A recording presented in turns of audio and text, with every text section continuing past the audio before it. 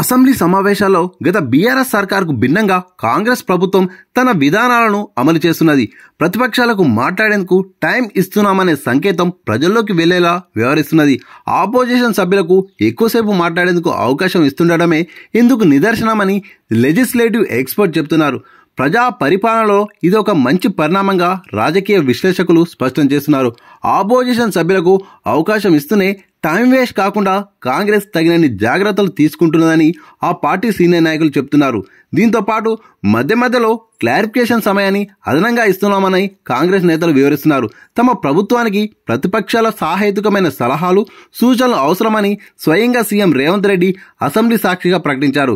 దీనిలో భాగంగా స్పీకర్ అన్ని పార్టీలకు నిబంధనల ప్రకారం మైక్ ఇస్తున్నారని కాంగ్రెస్ సభ్యులు పేర్కొంటున్నారు. ఇక బీఆర్ఎస్ 10 ఏళ్ల పరిపాలనలో అసెంబ్లీలో తమ గలం విప్పేందుకు ప్రతిపక్షాలకు ఆశించిన స్థాయిలో అవకాశం ఇయ్యలేదని కాంగ్రెస్ సభ్యులు ఆరోపిస్తున్నారు.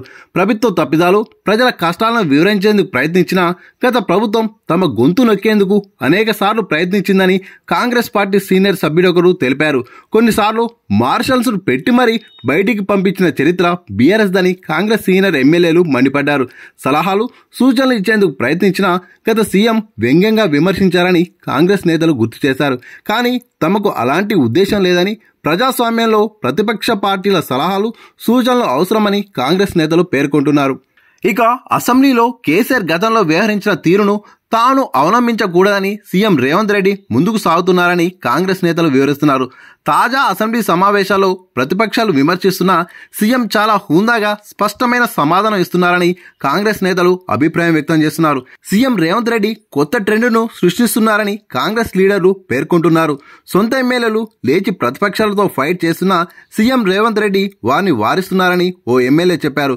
ప్రజా పరిపాలనలో నూతన విధానాన్ని అమలు చేస్తున్నామని స్పష్టం చేస్తున్నారు. తమకు విమర్శలు, వాగ్వాదాల కంటే ప్రజా సమస్యల పరిష్కారం, సంక్షేమం అందజేయాలనే లక్ష్యంతో ముందుకు వెళ్తున్నామని కాంగ్రెస్ పార్టీ చెబుతున్నది. అందుకే సమయం వృధా కాకుండా జాగ్రత్తలు తీసుకుంటూ సభలో డిస్కషన్స్ కొనసాగిస్తున్నామని ఓ మంత్రి వెల్లడించారు.